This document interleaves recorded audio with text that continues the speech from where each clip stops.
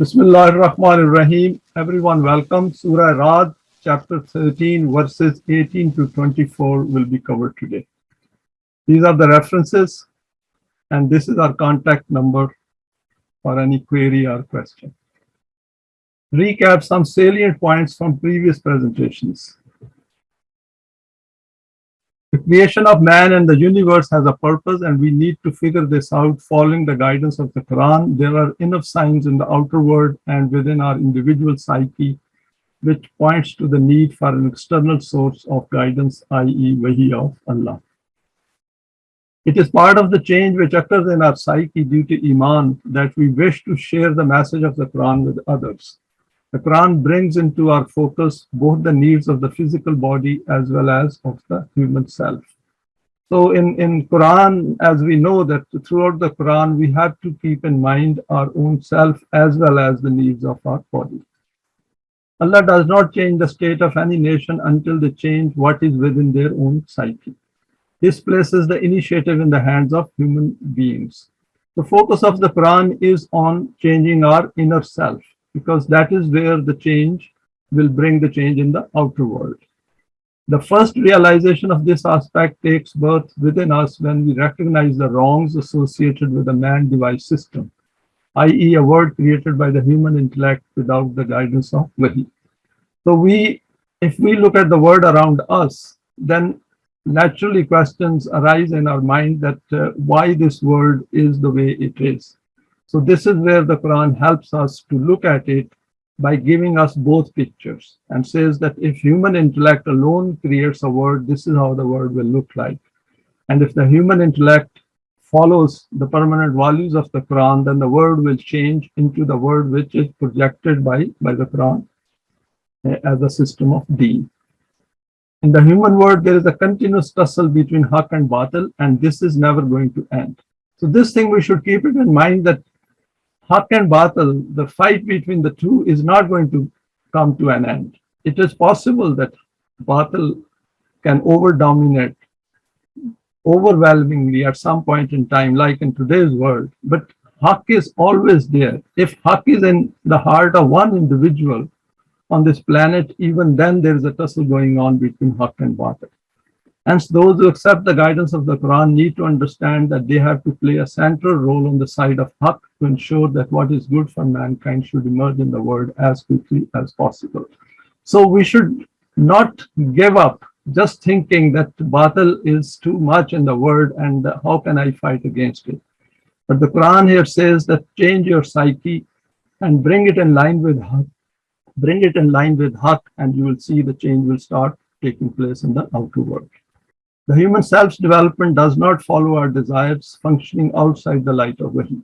If we wish to benefit our self-development, then we have to follow the recipe of the Quran, and which is Eimaan and Amal Saleh. We have gone through this aspect many times before. Now, we'll go to the first verse for our presentation today. Human life is a serious business. لِلَّذِينَ اسْتَجَابُوا لِرَبِّهِمُ الْحُسْنَى وَالَّذِينَ لَمْ يَسْتَجِيبُوا لَهُ لَوْ أَنَّ لَهُم مَّا فِي الْأَرْضِ جَمِيعًا وَمِثْلَهُ مَعَهُ لَافْتَدَوْا بِهِ أُولَٰئِكَ لَهُمْ سُوءُ الْحِسَابِ وَمَأْوَاهُمْ جَهَنَّمُ وَبِئْسَ الْمِهَادُ.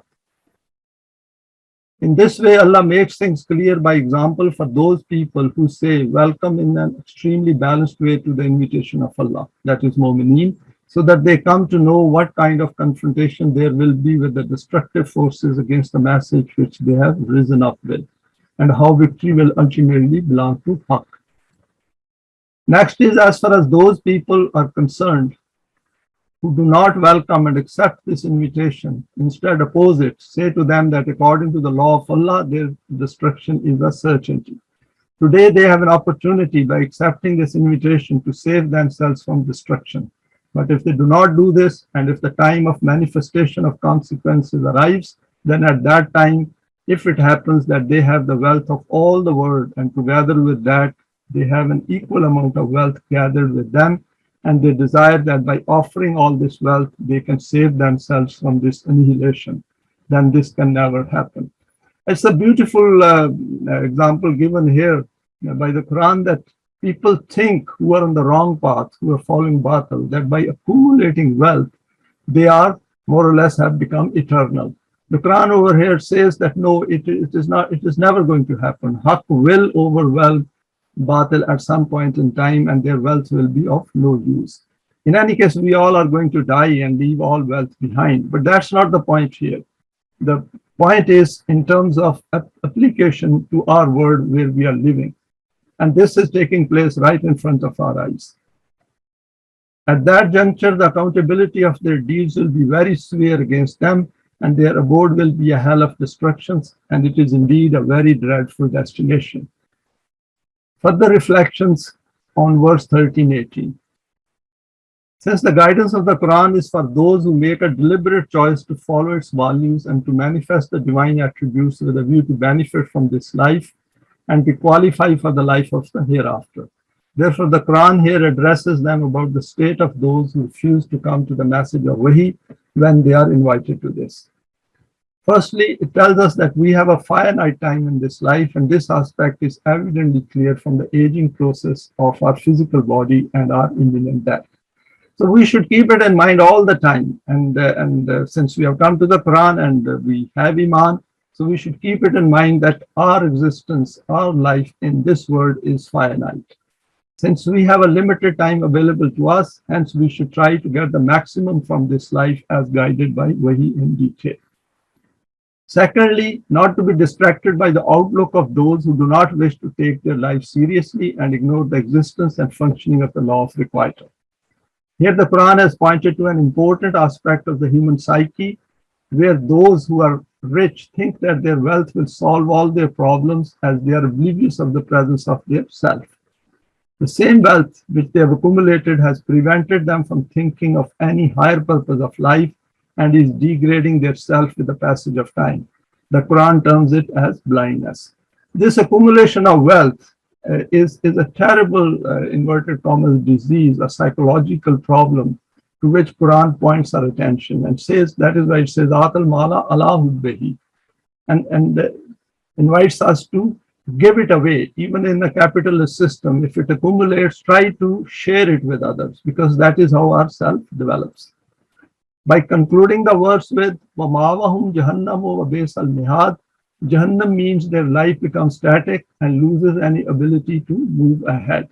They contribute to problems faced by humanity by hindering the path of Haqq, and hence as a consequence, their abode is a place where they will live, but with no potential to ascend on further evolutionary stages.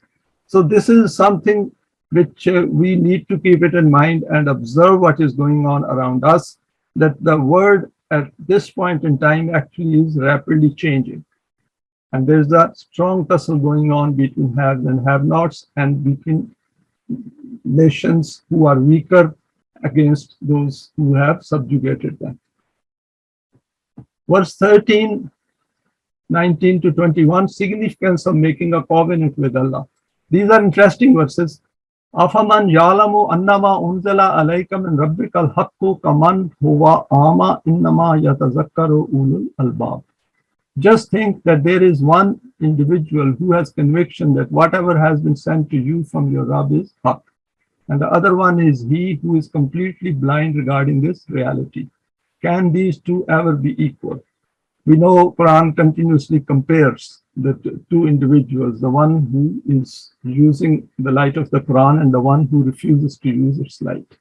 But from these examples, reality can only be visible to those people who make use of intellect and wisdom. Next is Allazina yufuna bi ahdillahi wala yanquduna al-mithaq. That which functions according to emotions and shows the paths of individual vested interests is not intellect and wisdom.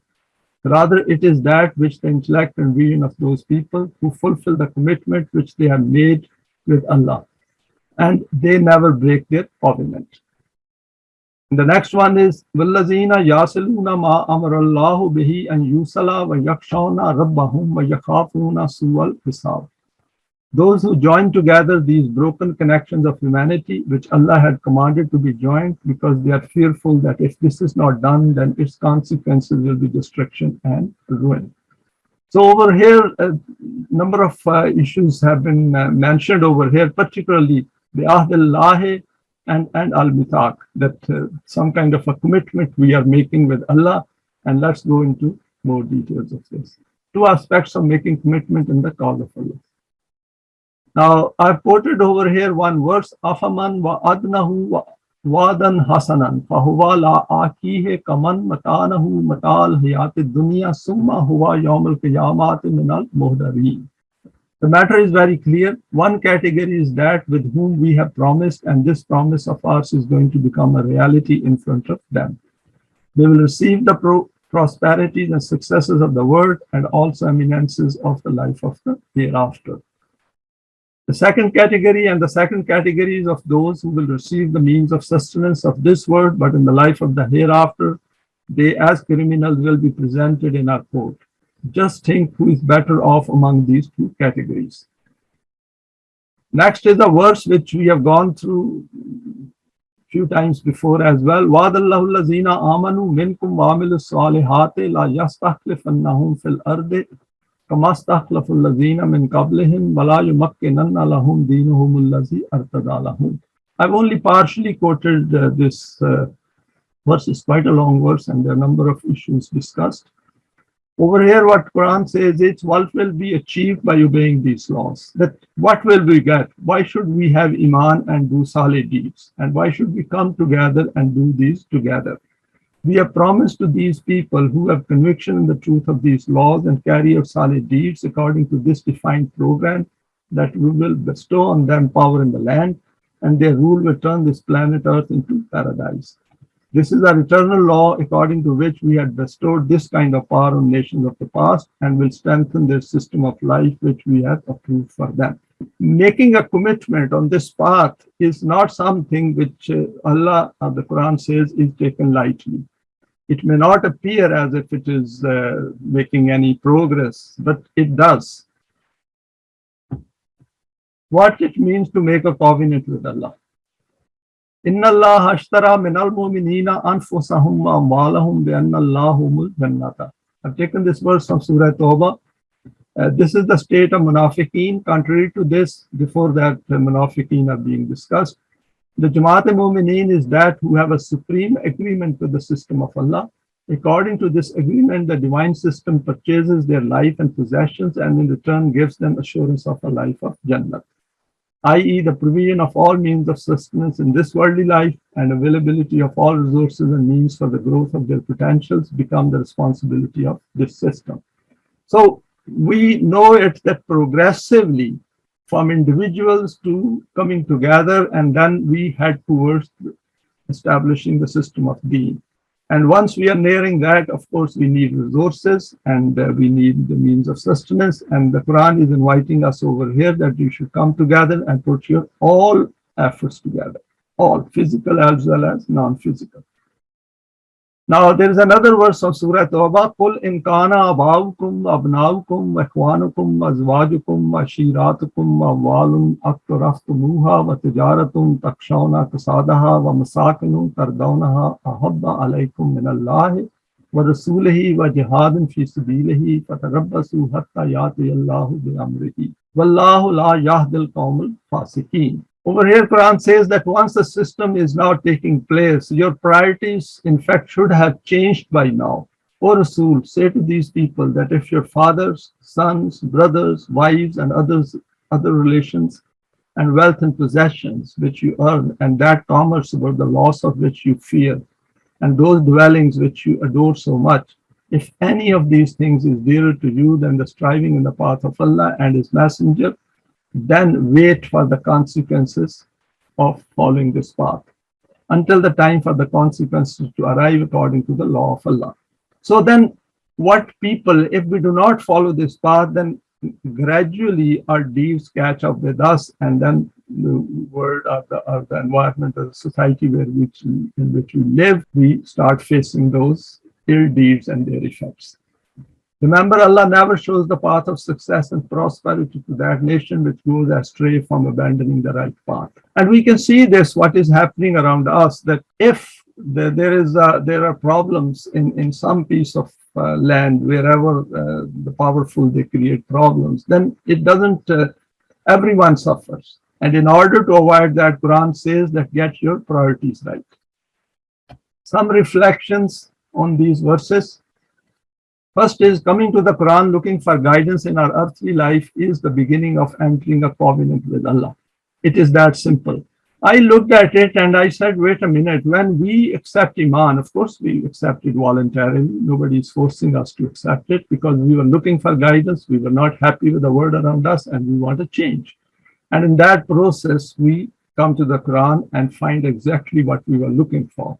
So the moment we do that, we automatically enter into a covenant, enter into an agreement with Allah. We don't need to enter into anything in writing when we make a choice. After feeling the need to acquire Iman of the Quran, for example, just look at the verse 177, abandoning this unwritten covenant is equally easy. So nobody has forced us to take it on. La ikraha fi din, Quran has clearly stated that it is your internal change which will bring you onto this path. Just start ignoring the values of the Quran and leave the company of those who are on this path. It is a simple choice and our self will tell us that it has quitted the path of Allah. So it is our choice, and being conscious of this choice is also very important so that there is no ikrah, there is no force on us, there is no compulsion on us, because that is where the self starts developing into that self which is required for the system of being. Once we have come together as a Jamaat of Mu'mineen, then we strengthen our resolve to be together and commit to Allah to bring our hearts together. Differences need to disappear and we grow beyond the default dissonance existing within our psyche. In fact, coming onto this path, we have gone through these points before as well, that dissonance, which we may not have experienced previously, we will be able to recognize it and we will see that gradually it will disappear. This is an important sign of the self's development. Commitment to Allah also means to participate in creative activity extending beyond the realm of this physical universe into the life of the hereafter. Any thoughts about leaving or any weakening of this resolve leads to failing to get the best out of this life and may even lead to wastage of all our efforts in this life, i.e., not being able to acquire that self which deserves the companionship of Allah. Understanding all aspects of this covenant from the Quran helps us to come to grips with the unity of mankind as one big brotherhood as far as this world is concerned. Quran tells us that mankind at a physical level is one big brotherhood and they all have a self. And it is the responsibility of those who have come on Sirat al-Mustaqim that they should inform others as well, that there is a better way to live this life rather than the world which we have created based on sole human intellect without the light of Wahi. Only Wahi of Allah can help us to comprehend the whole reality of human creation and its higher purpose. Without making this commitment to the cause of Allah, we only see a tiny part of the whole reality, and hence cannot fully appreciate the existence of other potentials within us, which only come out through the manifestation of the divine attributes. A lot is within us which is coming out gradually as we are treading on this path. And this is amazing because if we look back, we will see that where we were and where we are now. And as we go on this path, our self becomes stronger and stronger and stronger, and we know it is becoming stronger. Now, verse 13:22, covenant leading to higher consciousness. وَالَّذِينَ صَبَرُوا ابْتِغَاءَ وَجْهِ رَبِّهِمْ وَأَقَامُوا الصَّلَاةَ وَأَنفَقُوا مِمَّا رَزَقْنَاهُمْ سِرًّا وَعَلَانِيَةً وَيَدْرَءُونَ بِالْحَسَنَاتِ السَّيِّئَاتِ أُولَٰئِكَ لَهُمْ عُقْبَى الدَّارِ.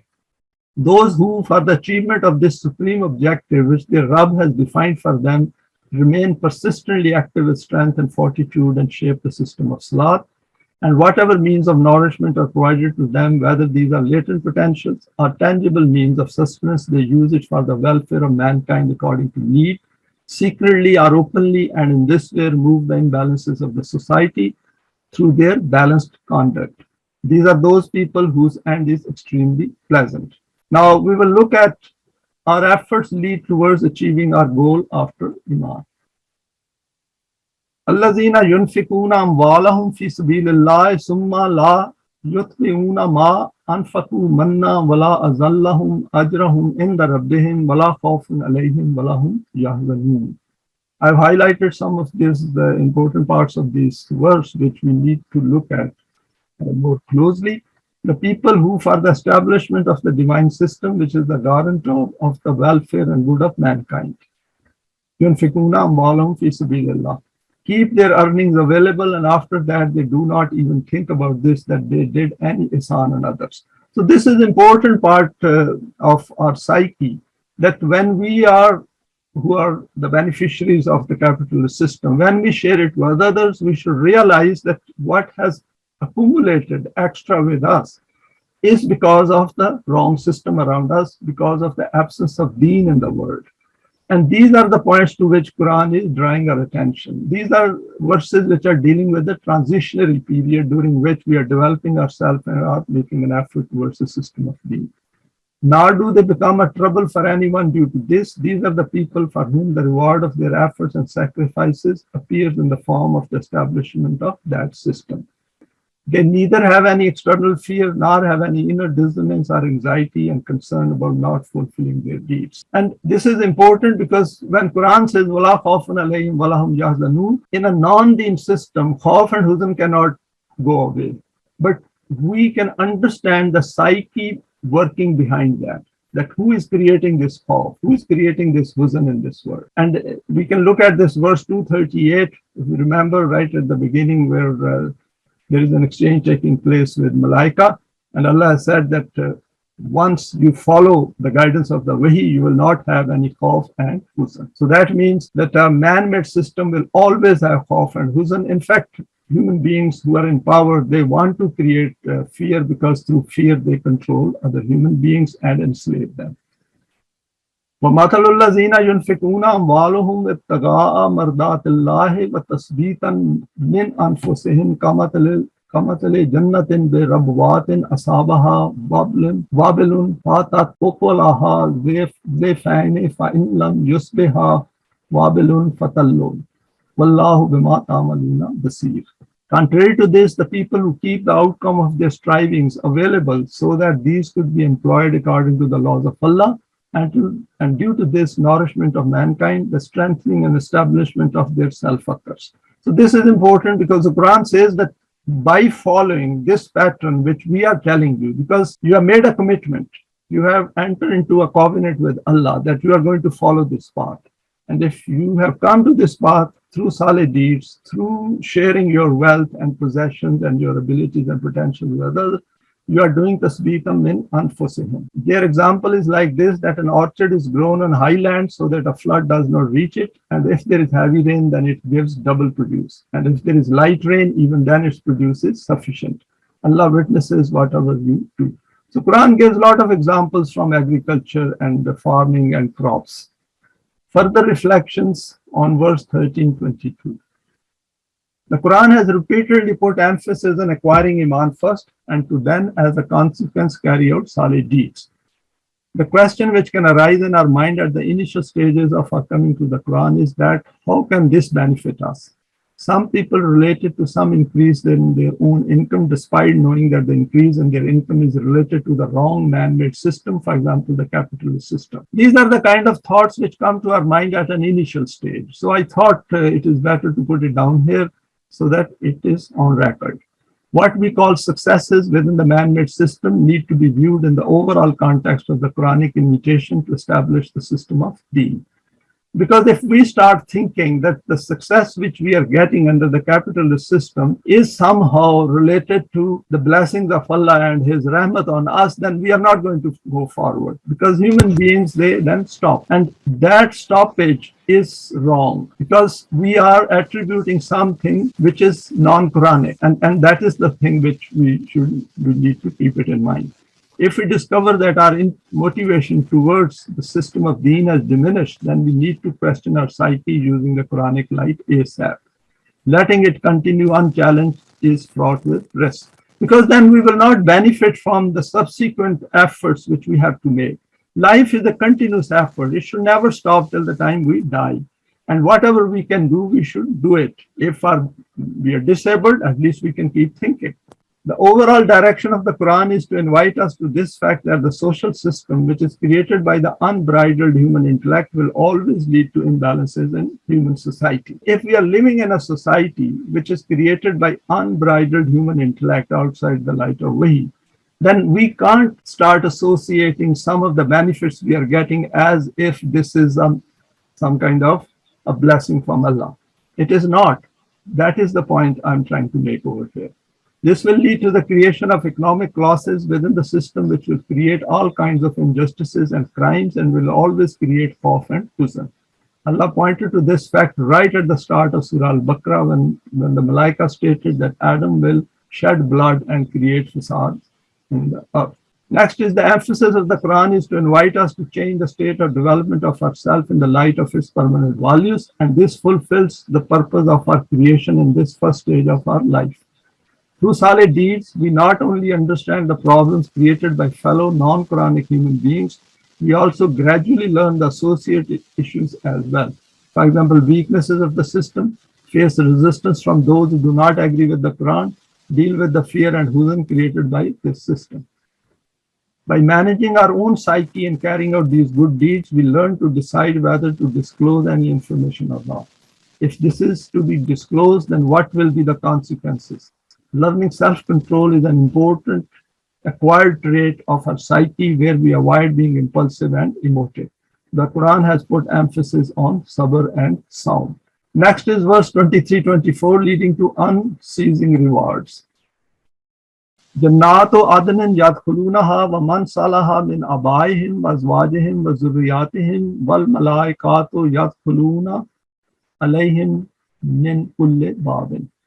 Salamun alaykum bima sabartum fa ni'ma uqbad.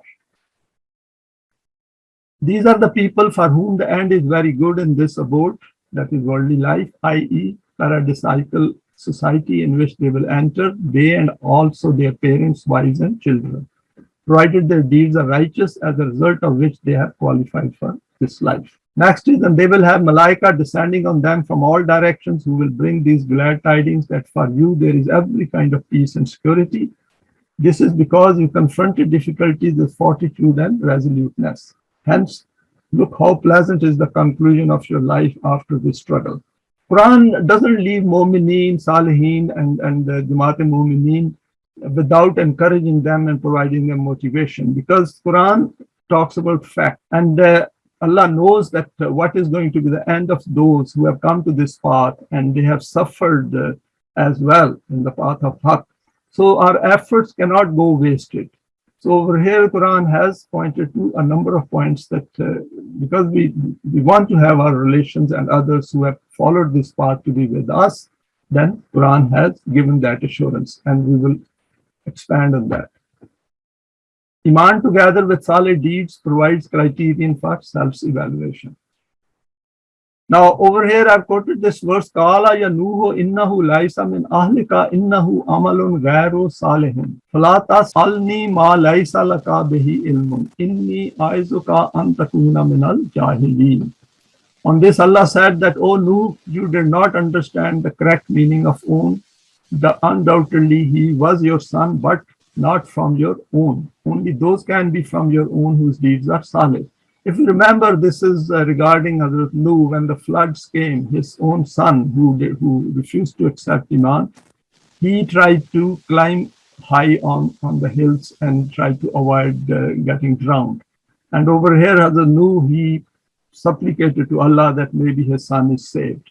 And Quran over here has told him that who is his own and who is not from his own family. And his deeds were non-salih. So deeds decide that where we belong. This is that criterion of own and others about which you did not know.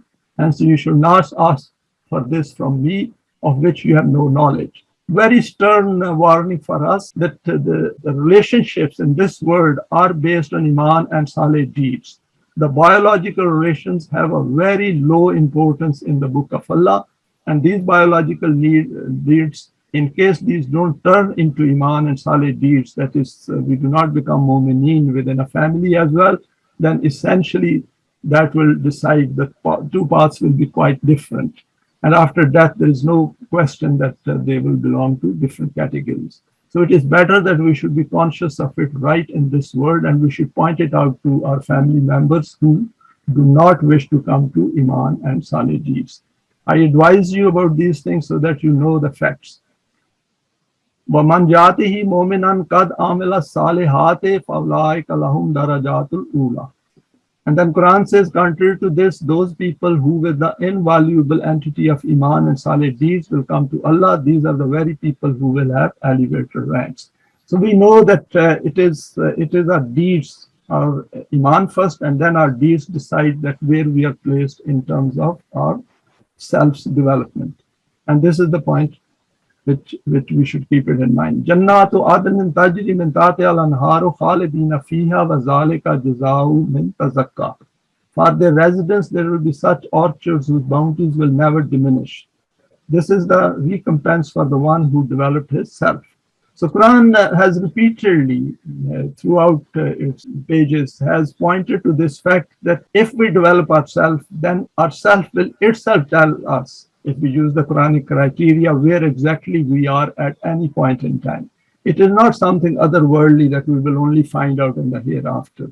Right in this life, through our thoughts and through our deeds, we know where we are heading for and whether we are strengthening ourselves and how much strength we are getting from our deeds. Now, verses 23-24, few more points of interest. Desires through intellect lead us towards making choices in our life. A continuous tussle goes on within us during our life where we have to deal with our desires. Some we create ourselves while many just arise, and we keep becoming aware of these desires and deal with them according to our means and resources. Most people in the world act on their desires according to their own relative values and define their outcome as a success. If the outcomes are as expected, and if something goes wrong, they attribute it to bad luck. Some do refer to the law of cause and effect, but not to the law of requital as an immutable law. And we can observe it that people who haven't come to the Quran or who refuse to come to the Quran, their line of thinking is totally different from those who have come to the Quran. And we know that because of our own thought process, which has changed, that what is the distinction between the two? The Quran, being from Allah, recognizes this aspect of our psychological makeup and invites us to understand its significance in detail. This understanding is a prerequisite for the development of self for the system of deed. One of our desires is that our parents and close relations, friends with whom we live this life, should also be with us in the life of the hereafter. The Quran recognizes this wish of ours, and for this provides guidance by stating that if you wish to be together, then make it clear to all who wish to be with you to follow the formula of Iman and Saleh deeds.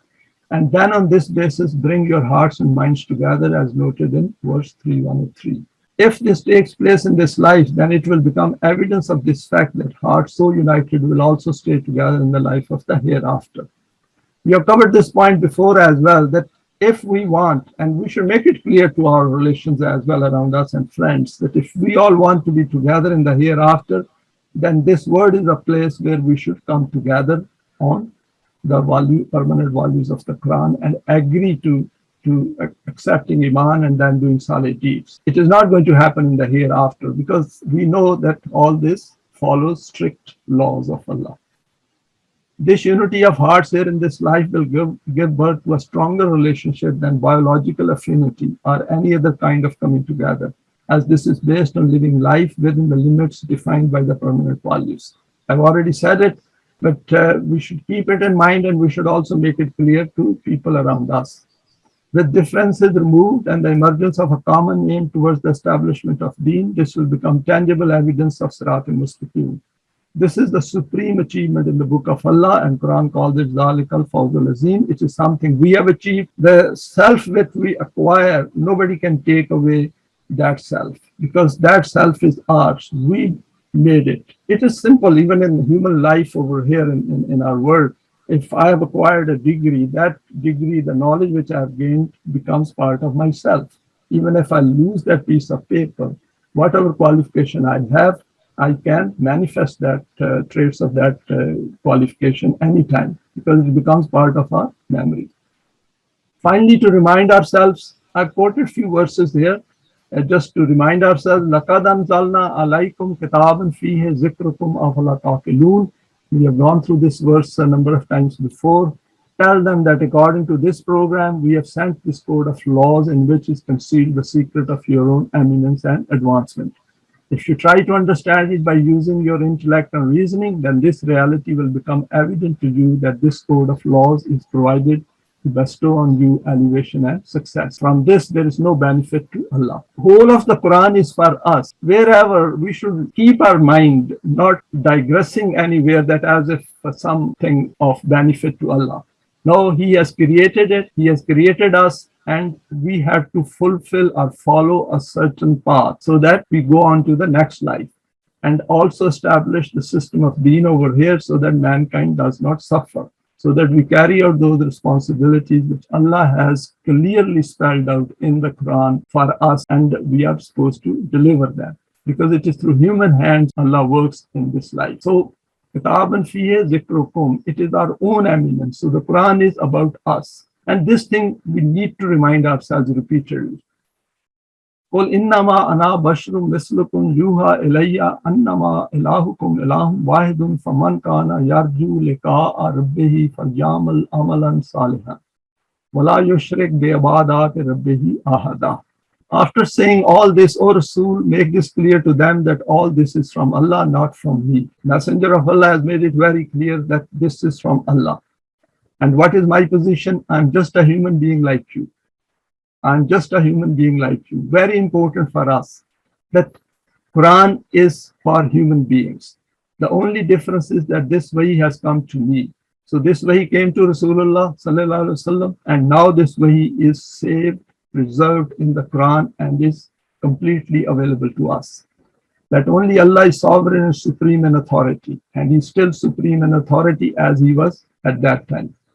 No one else is. Hence, whoever among you hopes to face the law of mukafat, and that is where the Quran says, فَمَنْ كَانَ يَرْجُو لِقَاءَ رَبِّهِ. Whoever thinks that there is an accountability and we are supposed to have the system of rububiyyat, what he should do is فَلْيَعْمَلْ عَمَلًا صَالِحًا. He should do such deeds which reform the world and become the means of the self's development, and only adopt obedience of the laws of his Rabb and not associate anyone else in this. Because if we associate, if we contaminate the message of the Quran, if we mix something from our own desires into the Quran, then we will lose the benefit of this formula. And this is what is going on across the world. People do follow some values here and there, even locally, but those are not going to give any benefit. It has to be, the recipe has to be used complete, and we should not do any shirk in it. And Quran has made it very clear, وَلَا يُشْرِكْ بِعِبَادَاتِ رَبِّهِ أَحَدًا, that in its following, in the case of system of rububiyyat, we cannot mix up any other value system in the system of deen, in the system of rububiyyat. This is because shirk is contrary to human eminence and a gross injustice. Because through shirk, what happens is that we start compromising. We accept even slavery at times without knowing that we are being enslaved. We put extra chains on our head. And that is what prevents us from being useful to the system of deen. Bowing down before another human being is degradation of humanity. Very important, bowing down before another human being is degradation of humanity. And we should recognize the slavery of man-made system. Only the being of Allah is higher than man, hence submission should only be to His laws. And with that, we come to the end of this presentation. Thanks for sparing time and joining us in sharing this.